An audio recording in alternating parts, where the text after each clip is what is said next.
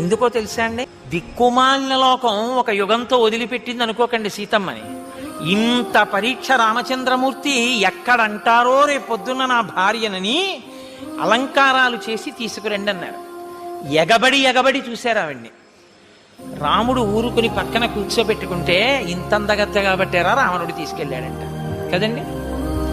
ఈ మాట అంటారని ఇన్ని నెలల తర్వాత భార్యని చూసినా ఆయనకి తెలుసున్నా ఆవిడ ఎటువంటిదో, లేచి కభాలన చేతులు పట్టుకుని ఆవిడ కళ్ళు తుడవాలనున్నా, ఇవాళ నేనొక్క 5 నిమిషాలు తొందరపడితే జీవితాంతం నిన్ను లోకమనే మాటలకి నీ మీద నాకున్న ప్రేమ వలన ముందు నేను ఏడవలసి వస్తుంది సీత.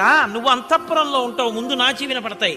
కాబట్టి నీ చారిత్రం ఏమిటో లోకానికి తెలియ చెప్పాలి.